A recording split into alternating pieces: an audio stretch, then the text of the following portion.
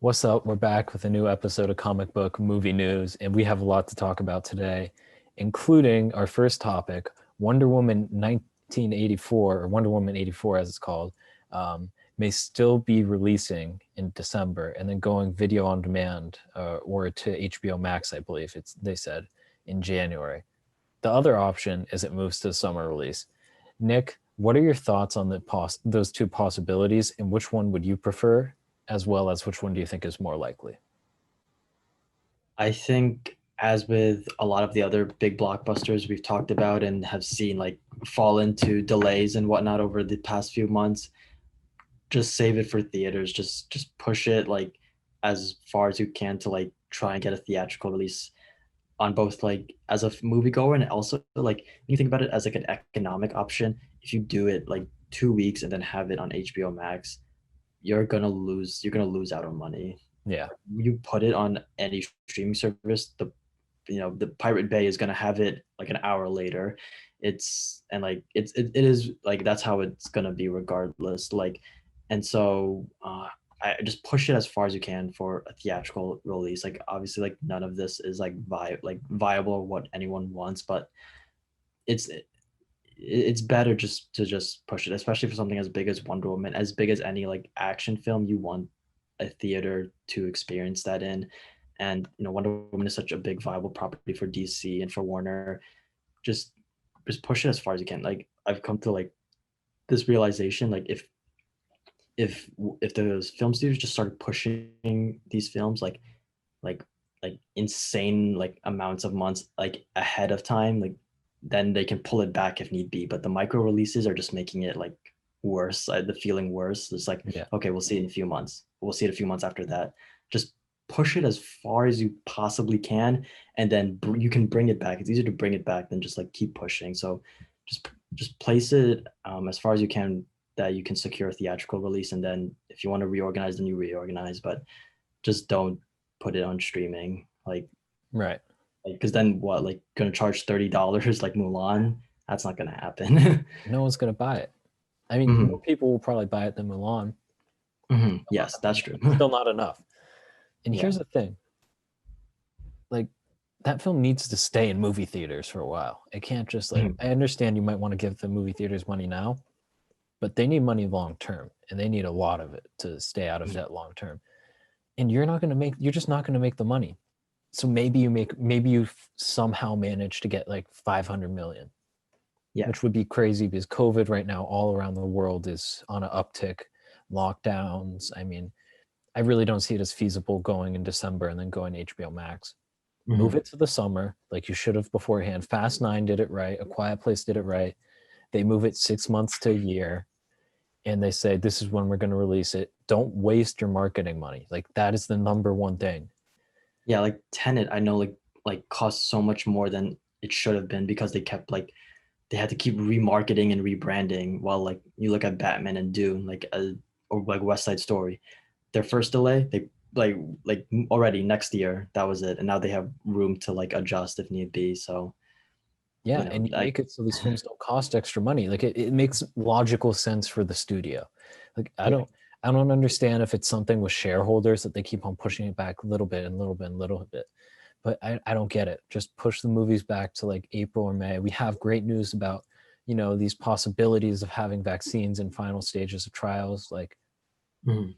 you just got to hold out. The only concern is if they think the movie theaters could go under if they don't put stuff in theaters. If that's the case, like, But maybe that's like a yeah. But then again, that could be a whole other video. That whole like doomsday scenario. So right, right. And honestly, we have no idea what the finances of the. We know yeah. AMC's in a really bad spot, but we Hmm. don't know how long they have left. Yeah. So we're going to move on. Thor 4 adds Chris Pratt and probably the rest of the Guardians. I think it'd be safe to assume you're not just going to have Star Lord in the movie, right, Nick? It's not just you in the movie. No, yeah. Unfortunately, I have to share the spotlight.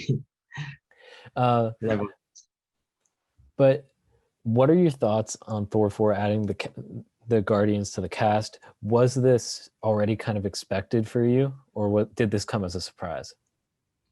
I was kind of like, I don't know, it was weird because I was like, depending on like whatever like um James Gunn is up to with Guardians 3, and then like whenever I think like Taika's already begun pre-production for Thor 4.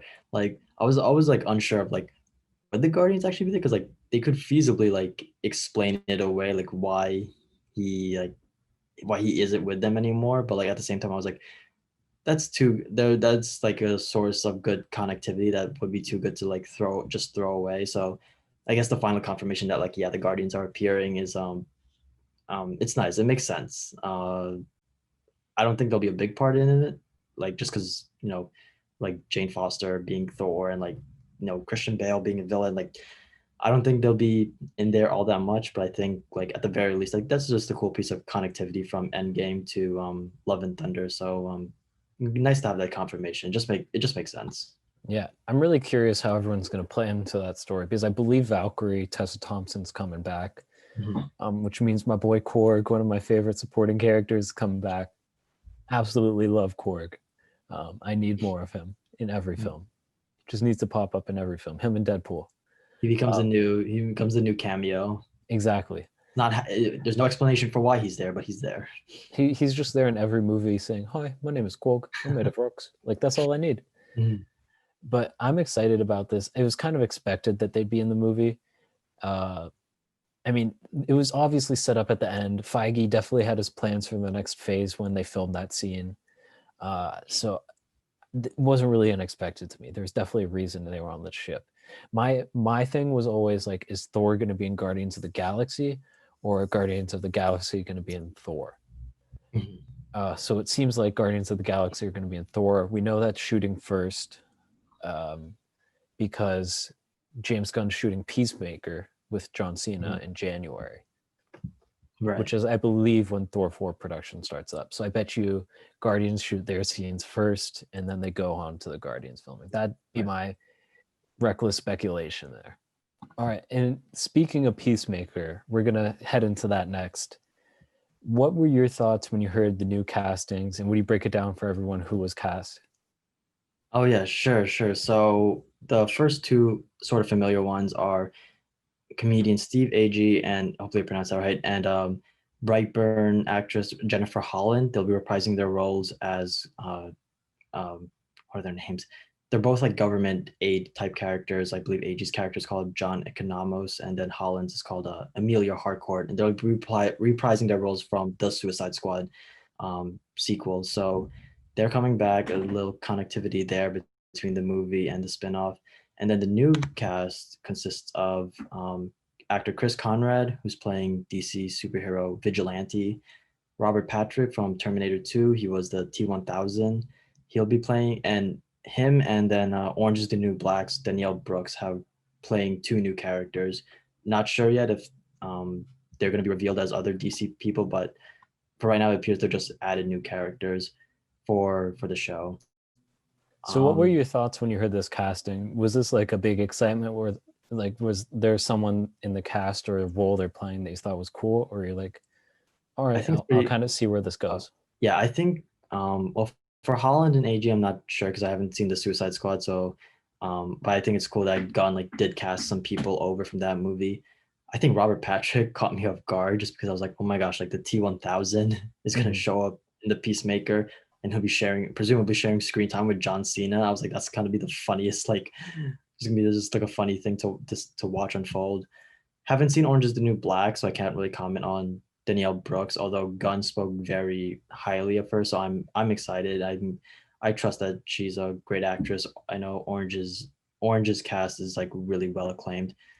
And the character Vigilante, I'm actually pretty excited to see. He's one of like DC's like B-list heroes, but he's an interesting one nonetheless. He showed up in Arrow on the CW, but now I guess he's getting another live action treatment. So definitely excited to see where this goes, because it's such a random project, but like Guardians of the Galaxy was before it came out, like Guardians was considered random too, and we all know how that worked out. So just cool to see Peacemaker's like building out its cast. They added the T-1000. I can't get over that. That's just like he's like that's so crazy to me. That's so crazy to me. So intrigued to see how all this cast worked out and how they play off against the legendary John Cena. Right. Yeah, the one of the only.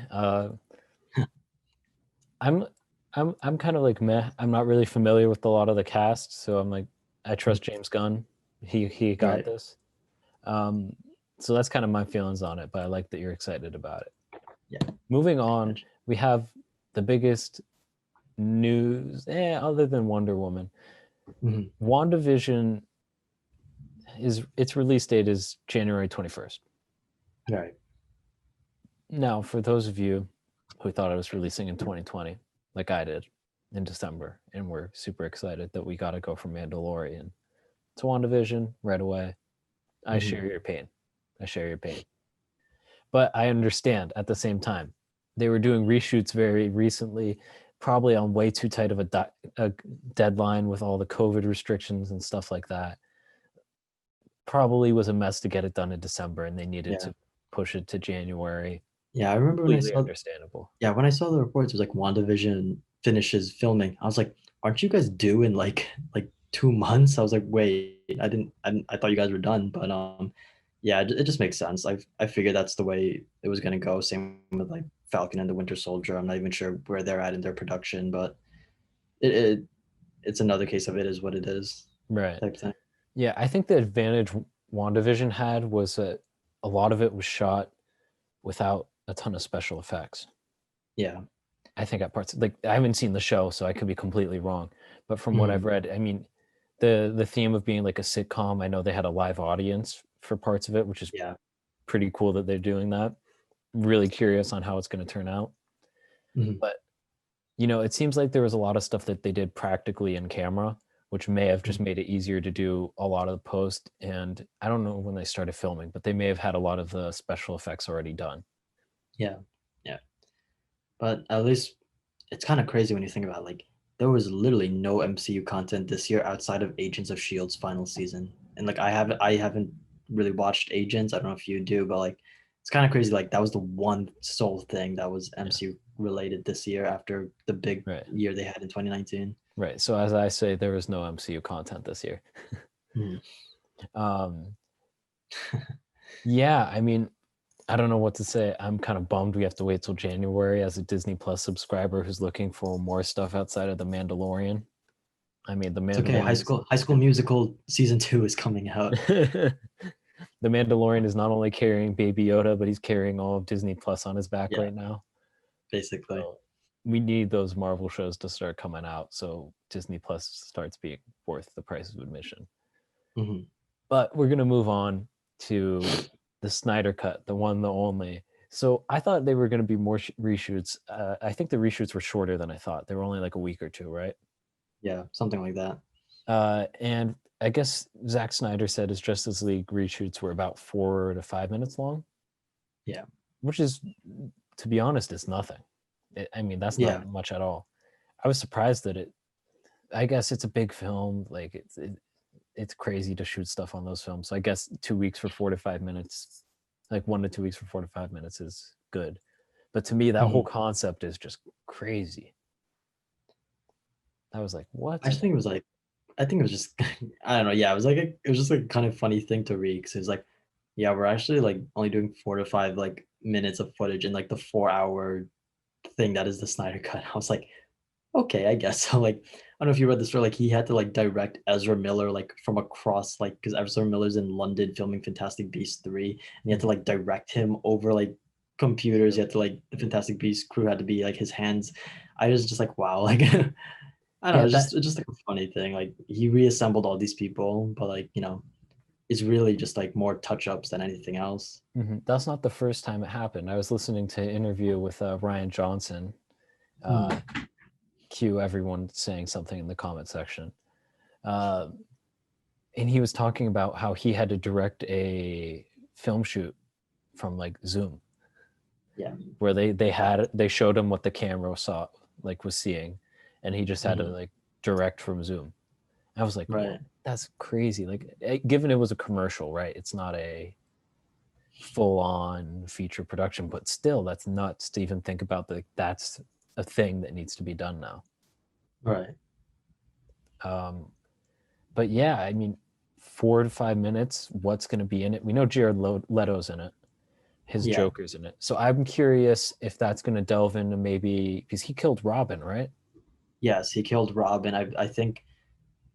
I think like at this point, all it needs is like an official confirmation that like yeah, we're gonna be seeing like some of like Batman's past, like all the implied parts of his history in Batman v Superman. Like I think that's gonna be there's gonna be a little like visual like depiction of what happened then. I mean, you don't bring Jared Leto back and like with if you're not gonna touch on it. So I think we're gonna get that storyline, or at least a part of it. Right. I don't know what else is going to be in there really. Ezra Miller's in there. Who knows if that's something for the film itself, like something Yeah. just a little touch up, or if Mhm. it is, maybe it's something that ties into the Flash movie that's coming out. Yeah. Maybe it's like a little hint that everyone at the end of the series is like, whoa, like, and then Yeah. cue hype for the Flash movie. Right. I mean, at least if he's wrapping it up, like production of that, I guess that means we can expect it to start appearing on HBO Max, like what, spring 21, maybe like a little like summer. Ooh, that's a good question. Like When if was it announced? Snyder Cut was announced in May this year, so May. we have if we assume that he's been working like on the footage he has access to in that time, along with this, now he has to touch up his 4 or 5 minutes, then like reasonably he should be all set to go like spring 21 ish. I would assume like May or something. Yeah, I mean, you'd have to think that most of the special effects are done Mhm. already. I mean, May, that's like 6 or 7 months until December, right? Yeah. For May. So you'd think a lot of the special effects would just be finished by Like now. even from like the DC fandom trailer, like a lot of it seemed to be like at least set already. So um I don't know, we'll see. I'm just like trying to think in my head like when's, because there's no release date yet, so I'm trying to think like when's the earliest we could get it. And I think May would be like that perfect even point, because then that would make it a year after it's been released. Yeah. I So mean, I think, who knows? I don't know how far they're in like sound mixing and that sort of stuff. That mhm, must be a nightmare on those sort of films. yeah. And just regular editing and those special effects that they probably shot for those 2 weeks, the Mhm. 45 minutes, those take a while. Right. So I bet you it would at least take a few months, depending on how much they're willing to pay to have CGI people go do overtime, Yeah, exactly. Got you. because that becomes way more expensive when you do that. Mhm. And it hurts the final product, like Black Panther, that some of the third act was kind of messy because they Mhm. pushed it for a February release date, Right, right. and some of the CG just wasn't finished yet. Yeah. So I'd rather have them take their time. I'd love to see it in like February or March from a Mhm. content perspective of like not knowing what else is coming out. Mhm. But honestly, who knows? I'm just excited to be getting new movie stuff. I'm one of the few 100%. few people that I think didn't mind Justice League. Like I Okay. thought it was fine. Mhm. I didn't. Steppenwolf looks terrible. Don't get me wrong. It's Yeah. frustrating how bad he looks for what was it, 2017? 17, yes. 2017 CGI. I mean, it's pathetic. It should look way better. So I'm excited for that because that's a big plus to the movie, because that just bothered me to death. But we're going to move on. Our final news: the Suicide Squad adds Sylvester Stallone to the cast in a mystery role, announced by Stallone and James Gunn. I'm like, yes, give me more Sylvester Stallone. Give me Rocky. He's in Guardians of the Galaxy Volume 2. James Gunn obviously He's really Rambo. wants to work with him. He's in Rambo. God, I almost forgot that. Um, Yeah, like yeah, it's I think James Gunn said it perfectly in his announcement post on Instagram. Like people forget like Stallone's like a pretty good actor. Like people just assume he's an action hero, but like he's a pretty legitimate actor. yeah, he is. I feel like he's just not given. I think he's been painted in a corner that's defined his career, but isn't Yeah. necessarily true to who he is, which kind of Mhm. speaks to the scariness of like actors being painted as this type of actor, right? In their whole career, Yeah. they're that. That's why you see like Leonardo DiCaprio, he picks his roles very carefully so that he Robert has that Pattinson. freedom. Robert Pattinson, yeah. It speaks to how important it is to pick your roles so that you're not Mhm. defined as one thing and you have all these options that you can do whatever you want. Mhm. So I like Sylvester Stallone. I like James Gunn. I like everything I've heard about the Suicide Squad. So this is a major win for me. No Yeah, idea who he's playing though. I mean, they've wrapped up. They've been done with like production for a while now, so it's like it's probably not going to be anything big. But I feel like just because like even if it was this small role, I'm picturing like still James Gunn was still like I want to throw in Sylvester Stallone there like like Right. just for the hell of it, like that sounds awesome. I'm picturing him like as a like Christopher Walken in Pulp Fiction, like he Mhm. shows up for that one scene, do you know, what like he's like talking about the watch or whatever, and like that's his whole that's his whole role in the movie, but Yeah. it's still like a great part about it. I feel like that's kind of what's happening here with him. So um I'm excited. Sylvester Stallone's such a cool guy. Yeah. And it just keeps on making me more excited. I want to see the Suicide Squad so bad. Yeah, 100%. I'm just so curious about this. And James Gunn's such a wacky, like fun filmmaker Hmm. that I feel like I need to see this. Right, right. But with that, that wraps up this episode of Comic Book Movie News. Let us know what you thought down in the comment section below. Don't forget to like and subscribe to the video, and we'll see you next time. Bye bye. Peace out.